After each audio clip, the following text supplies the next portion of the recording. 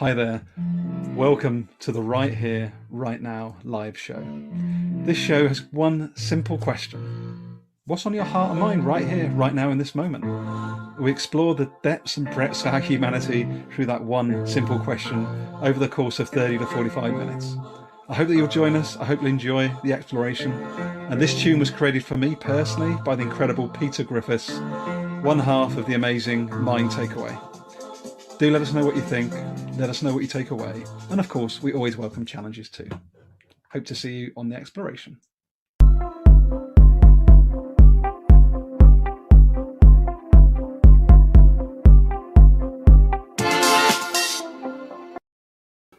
Wow, wow, wow. Good morning, afternoon, evening, wherever you are in the world. If you're watching us live, thanks for joining Deborah and I. If you're watching this back, thank you for joining us. As we were just having a quick chat, Deborah, before we went live today, thank you so much for coming back. I can't believe it's been a couple of years already. I know you had just started your show then. It's very exciting to come back. Oh, thank you so much. Well, look, as we get going today, I'd love it if you wouldn't mind just sharing just a brief introduction as to who Deborah is and the work that you're doing. And then I'll ask you that one magical question that we'll go exploring through today. Okay, great. And Gary, thanks again. I think your work is so important. We have to help each other, find our path in the world. We really do. We have to be there for each other. And that I really appreciate that you're doing that, helping people find their way. So thank you. Thank you. My name is Debra Ruh, and I am the CEO and founder of Ruh Global Impact. And Ruh Global Impact is a strategy, think tank, social enterprise company that we have. The majority of our employees have lived experience with disabilities, over 90%. We work with the largest corporations in the world and agencies and UN agencies, just helping make sure that people with disabilities are meaningfully included as employees, as customers, and that your brand is talking about inclusion in a more empowering way. So we do it from employee, customers with disabilities, and brand perspective as well. And then I just created Billion Strong. It is a global nonprofit I'm creating with the whole Ruh Global Impact team. And it is a global nonprofit focused on identity. Because Gary, there's a lot of efforts being made with identity right now. I mean, even on your show right now, you have in your subject line, Gary Turner, he, him. And I have Debra Ruh, she, her, hers in my line as it goes, did the rest of it. And why are we talking about our identities? Well, I know the reason why I'm doing it, and I would guess this is the reason why you're doing it as well, is I want to support these efforts. I want to show the people that are making the efforts to really look at their identities. I want to show them that I support their work. So at a time when we're looking at identity across the board, we wanted to create Billion Strong because there's 1.3 billion people with disabilities in the world, and we're not broken. We're just people. So bringing together the community with pride, and not just people with disabilities, but all other human beings as well, because we're all in this together. And so really focusing on identity, and the CEO of the company is a gentleman that has lived experience with disabilities. He is a wheelchair user. He gets caregiving support around, during the day and in the evening. He's also an African-American man, so he's a man that is Black. And he grew up in the southern part of the United States, which is traditionally, I grew up there too, it's traditionally a lot more prejudiced and racist. Just saying. So, and then also I am the mother of a 34-year-old daughter with Down syndrome. I also have a 33-year-old son, and my husband of almost 40 years, we just had our 39th year anniversary, has aged into very serious dementia and epilepsy. And it happened because he was hit by a car when he was 11 years old as a child. So he survived it, but unfortunately dementia came for him, in his early 60s. And so we're walking, these things are very real to me, obviously. And then I'm a market influencer as well. I talk about these topics all over the world. So thank you, Gary. And then I'm like, when does Deborah get to sleep? I know. I need more sleep. I need more sleep these days. Oh, but thanks for the introduction. I think it almost feels for me rude to ask you the one question because you've got so many things going on, but I'm going to do it anyway in the spirit of the show. So is there anything in particular with all of this amazing stuff you're doing that is on your heart or mind right here, right now, in this moment, Deborah? Yes, and I would say billion strong.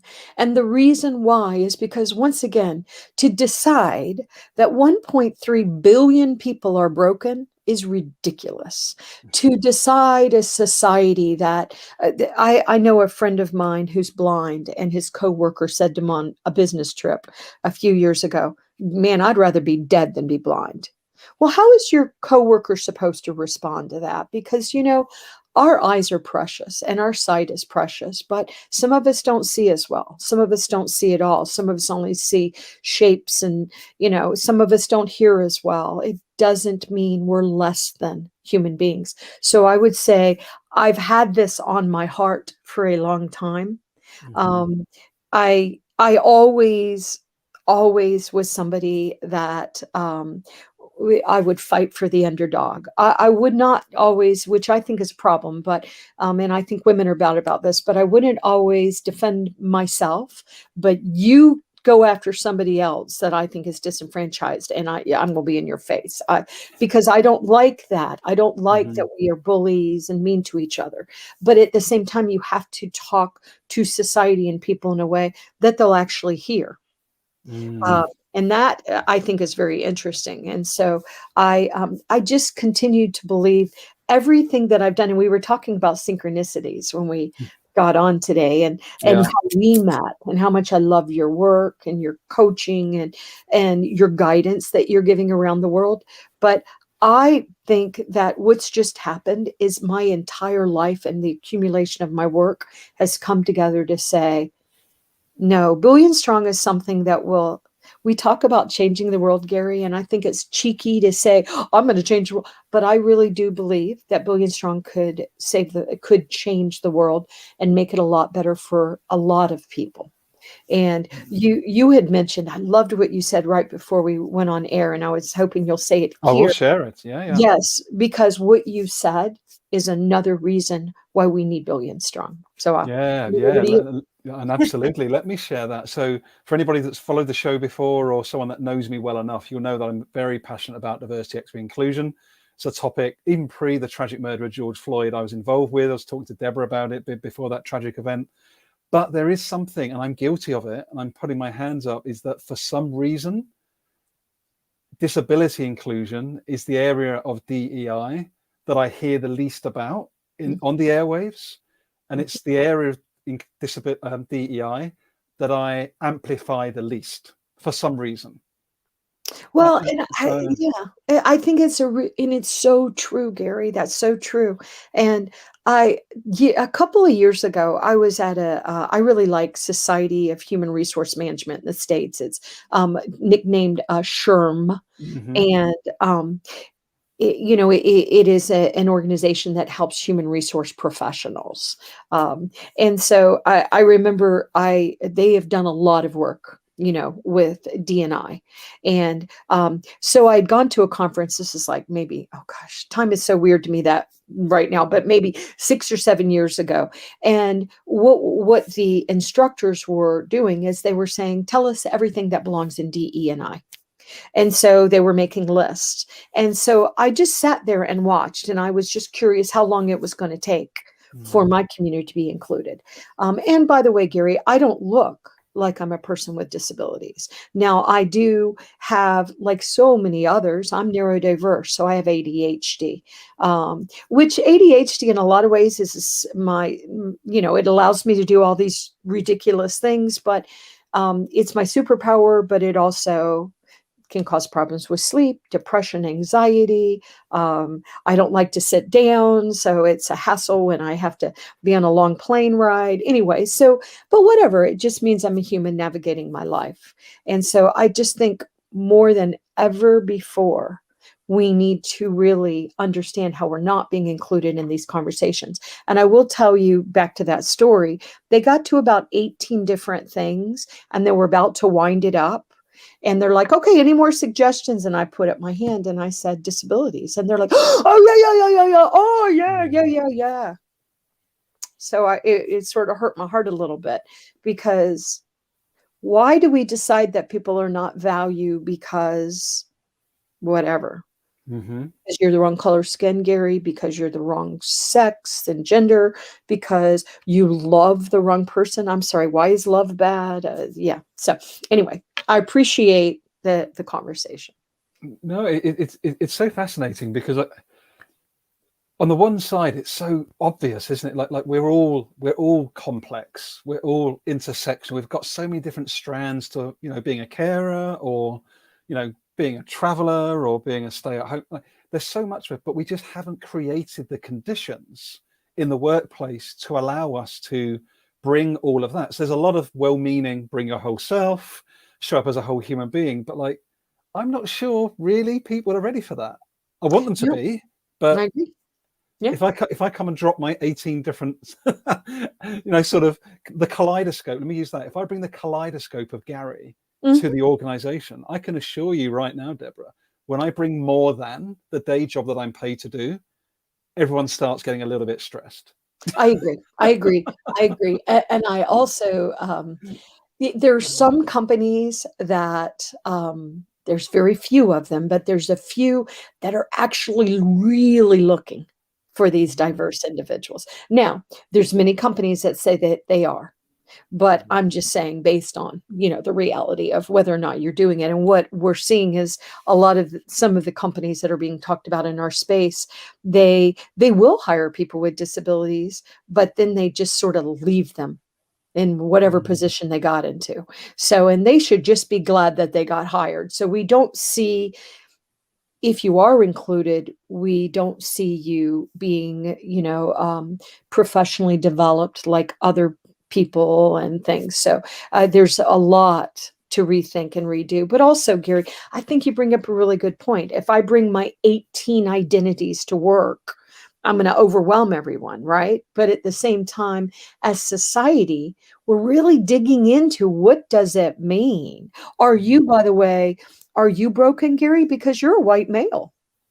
Because white males, they ruined the earth for us. Remember, the white males have, and I'm just using an example because I'm married to a white male and I have a son that's a white male that's actually very, very driven to make the world a better place. So, and I know you're a good man making a difference. And so we take identity and we use it to hurt each other now. And so, and I also will say, and maybe this sounds bad, but I think I've just walked so much for so long that I'm a little less patient, but I don't feel sorry for the big corporations. Don't feel sorry for you. We've been telling y'all to do this. We've been telling you how, we've been telling you forever.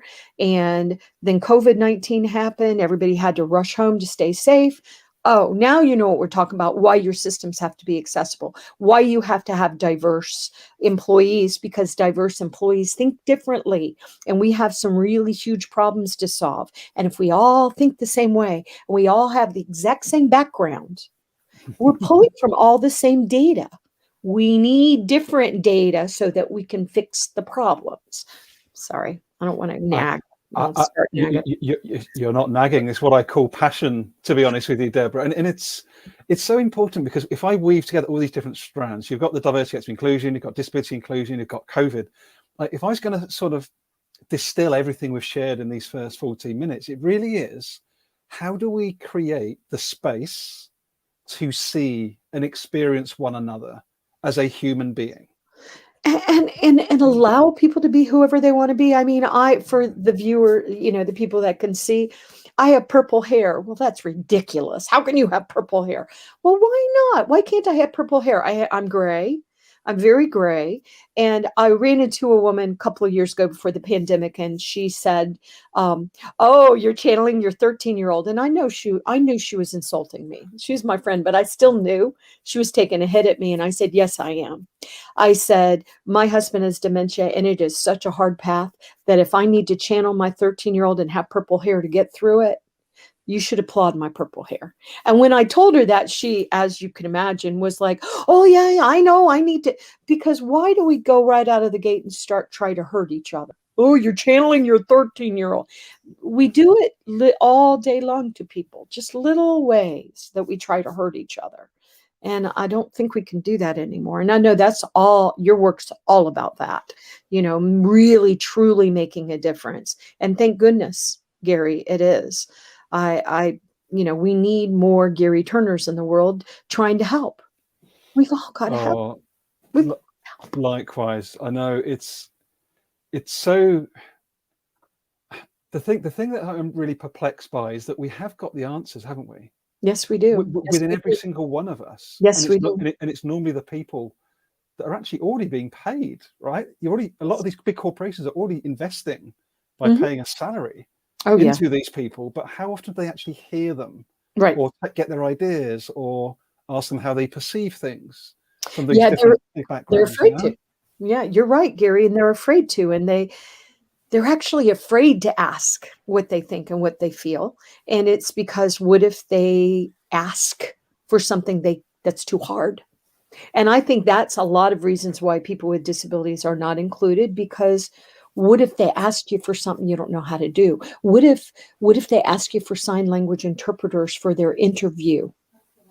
What if, just also saying, that person that's asking for sign language interpreters to be interviewed is one of the best employees that you ever hired in your company, the most innovative, the most talented. Stop deciding that people are broken, because it's ridiculous. I remember in the United States and the world looked at us stunned as we had the oil spill in our Gulf, and it was gushing out. It was so horrifying to see. And I remember weeks of it. And I thought, please, can we go find some people with autism to look at this problem? Because people with autism look at the world differently. And by the way, many, many of our greatest scientists and CEOs and doctors have autism.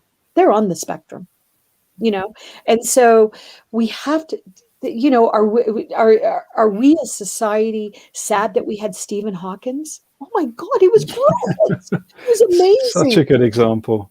Yeah, and there are so many more examples like that. Gary, let's stop. So what are the?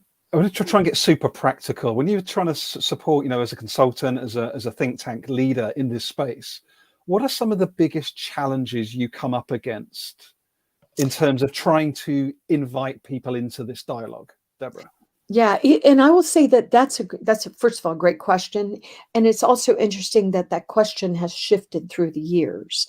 Okay. And I think part of the reason why it's shifted is because in my community, I'm blessed to be a leader in my community, disability community. There's many other amazing leaders, but I'm blessed to be, and I'm blessed with a large following and a large voice, a LinkedIn creator, blah, blah, blah. Why are you saying all that, Deborah? Well, because the reality is now when people are talking to me, say corporations, employers, brands, they're not going to say things to me that they might have said in the back when I wasn't as influential. Now I have the reputation of being, very positive, optimistic, I don't have the reputation of attacking people using my social media, but I think that to be honest, it's all about the fear of the unknown, every bit of it. It's like, well, if I hire you with your disabilities, is it going to cost me a lot more money? Are you going to get along with the peers? Are they going to understand? Say that you're in the States. Are you going to sue me? So there are all these unknown fears out there. But the reality is, you said, Gary, we do know how to solve all of the problems. We have all of the data, but you have to have the will to want to solve it. You have to make sure, for example, that your website is fully accessible, that your apps are accessible. How do you do that? Well, there's tons of vendors. There's tons of free resources out there. If you're going to hire somebody to build a website, make sure you include it in the procurement. So there are a lot of ways to do it, but people have to have the will. Society has to have the will. And you know what often happens, Gary, when people get the will? And I'll tell you, I'm one of those people. So I knew I wanted to make a difference in the world. My mom struggled with mental health problems her whole life. There was a lot of emotional turmoil when I was growing up. It was intense as a child for me, but at the same time, with all these intensities, that's when you learn a lot. You become a Hmm. really seasoned human being if you can use these things to grow. And so, but I never was thinking about people with disabilities until I gave birth to my daughter Sarah. And I remember as I had delivered her, and I was in a lot of pain, as because women are in pain, and a quiet little thought just floated through my head, and the little thought was, "Wow, she looks like a little baby with Down syndrome," and it was such a weird thought because I've never met a baby with Down syndrome. I don't know what babies with Down syndrome look like. I will tell you now, the babies with Down syndrome are the cutest babies in the world. Oh wow, they're cute babies. But I just had no experience. And so that's when and by the way, we were not told Sarah actually had Down syndrome for 4 months, which is very Wow. unusual. And when they told us, I remember that little thought that floated through my head, which I believe was the universe speaking to me. But anyway, but I didn't know I knew anybody with Down. I didn't think I knew anybody with disabilities, Gary. But what's so ridiculous about that is my grandfather lost both of his legs to diabetes. So he was a person with disability, but I didn't think of him as a person with disability. He was my grandfather. He was my papa. You know what I mean? So it's Ah. like, oh, oh.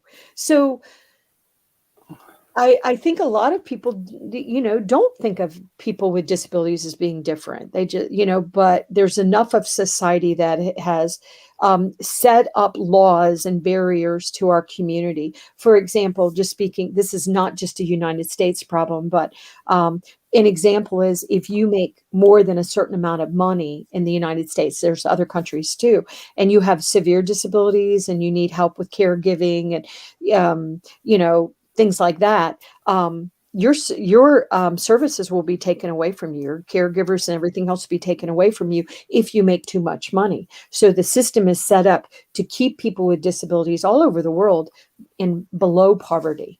So as we're rethinking everything, let's Mhm. rethink what it means to be human and what it means to really be included. I just think it's such a beautiful thing you shared. Thanks for that clarity, because I see it again, whether you're looking at disability inclusion, whether you're looking at trying to just get an idea heard, whether you're looking to, expand, it can be anything to do with our human condition, right? What I've seen time and time again, it is that inability to take the next step without knowing for sure what it looks like. Yes, yes, And yes. it's But if you fascinating because screw up, it's, you're going to screw up.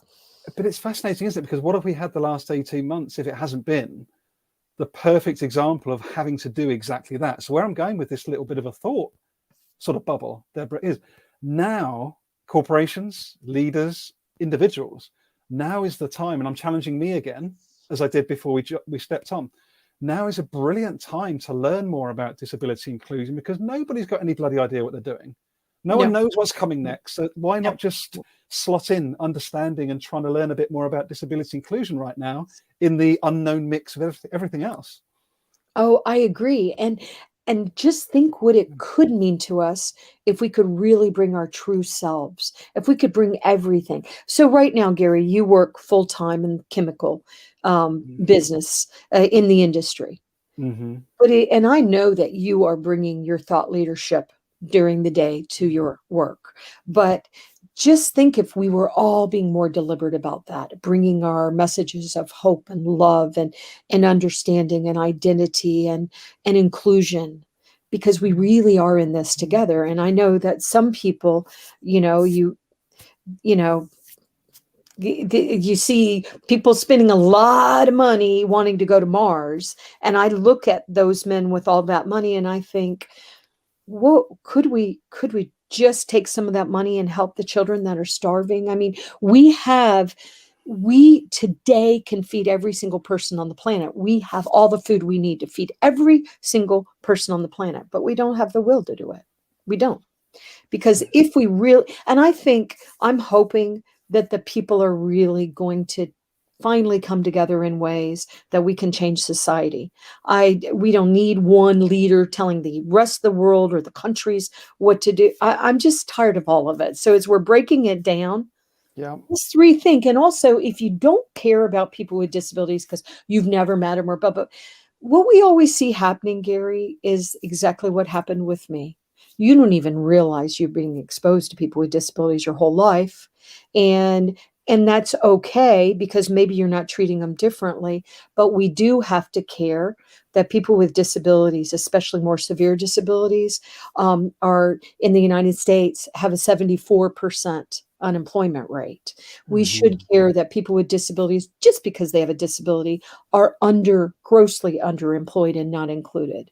Because if you don't care about that, Gary, what happens when you become that person? Because one thing I can guarantee you is if you live longer, you will experience disabilities. It's not a threat, it's just part of being in these beautiful biological bodies that we're in.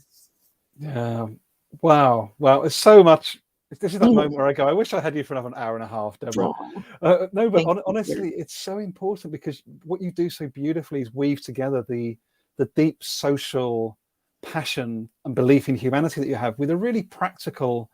Look, you're going to really mess up your business in the next 5 years if you don't get hold of this. You really, You're not really going to have are. the talent. You're not. Look at the Great Resignation right I now. know. I was That's just going to say the it, great resignation. What do you think is happening? exactly. Like, and that's not just able-bodied people, right? No, it's not. Oh, no, it's not. And they are, yeah. And you want to be, these big corporations want to be employers of choice.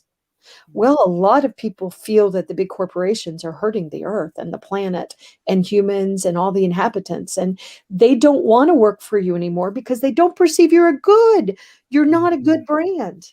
So believe me, the corporations see what's happening and they're flipping out, but they should. And the reality is they have the keys to everything they need right now if they would bother to listen to the people they already have on their teams. So it's happening. And So, I love how you said it. You got 5 years at the most. But yeah, this is not going away. This is not going to, yeah, we're not going back. Thank God. yeah, I was going to say. Yeah, I don't want to go back there. My daughter is a freak there. She's Down syndrome. Um, Steve Dawkins said, I think I just said his name wrong. The famous atheist said, I'm typing in the background to supplement my energy, my menu. But anyway, he said, if you find that you have a fetus with Down syndrome, abort it and try again. Yeah. I did not like that tweet, and I got on there and was posting pictures of my daughter. My daughter's life matters. And we keep messing with things and saying, "Oh, let's eradicate Down syndrome." We don't know what we're doing. We don't even know what it truly means to be human right now. Let's not be messing with stuff we're not Yeah, qualified enough. We're not mature enough to mess with. So, um, yeah, beautiful. And you know what's come up for me as well, Deborah, as we start to sort of weave this beautiful discussion together is this. You spoke about will a few times, okay? And I'm now thinking about that word, willpower. So I'm now thinking, hang on a second, corporate leaders, you've got the power to enact this right now, like now, but do you have the will? So I'm really taking that away from this conversation around that word, those two components of willpower. Are you going to use your power and then find the will to use it to good effect? And I'm really taking that away from this conversation, Deborah. that's It's really, beautiful. I love that. yeah, it's so because I know many people, my own industry in particular, if I'm brutally honest with you, we're printing money, right? Because of the code, Mhm. like the industries that are extractive or have materials that are scarce, they Yep. have got so much money, more they had than before COVID. Yet where's that being spent? Is it just going into people's bank accounts, or are they using Mhm. it to try and accelerate inclusion, for example? I think Right. unfortunately I know the answer at the moment. So Right. far, but again, where is your will to use that power for social good? Right. Right. That's the question I have today. Yeah. And are we just do-gooders? Why are we here? Why do you think we're here if we're not supposed to help each other? I just don't understand it. And we are on a living planet. Our planet is alive. If you haven't noticed, go outside wherever you are, if you can see, and look at the clouds, because it's alive. So I don't know. It's an exciting time if you're not terrified and horrified and sometimes just want to pull the covers over your head. I mean, it's certainly a meaningful time, but it is hard. That's beautiful. But I love that. But please look at the bottom again. You've seen it going across billions-strong.org. This is the movement that Debra founded several months ago. You're all welcome. If you don't mind maybe putting that invitation out again, it's not just for those that are living with disabilities today. That's right. It's all, we want every single person in the world to join us, because the reality is we all have something here. We need to make sure that humans are better understood and that we're included, because a lot of us are now my age and older. I'm a baby boomer, and we're an aging society, and the workforce is shrinking. The workforce is narrowing. And so the people that can work, a lot of burden is going to be put on them, and it's going to continue to be put on them. And so we have to care about these things. We have to. So thank you. Yeah, no, thank you so much. And I think another thing that pops up as you share that powerful statement is, as there's less people supporting more people that are aging. Correct. We need that, with all due respect. We need that 1 in 7 that are living with disability to be in the workforce. I know. And they want to work. So it's like, people want to work. If they want to work, you can teach them anything. I always like that about Southwest Airlines slogan. We hire for attitude. Everything else can be trained. And I agree. Yeah. If you have a good attitude, you want to make a difference, I can teach you anything. But if you don't, that's why we're having the Great Resignation. It's exciting. Yeah, and terrifying, and a whole lot of other words. I'm with you, but please keep this amazing energy and spirit alive, Debra. I'm a big supporter of yours, and I invite anybody watching us live or watching this back, please do sign up to Billions Strong. Please do check out Debra's work at ruhglobal1word.com, and just please keep being awesome, Debra. I'm really grateful to know you. Thanks for your time. Thank you, Gary. Thank you for your work. All the best.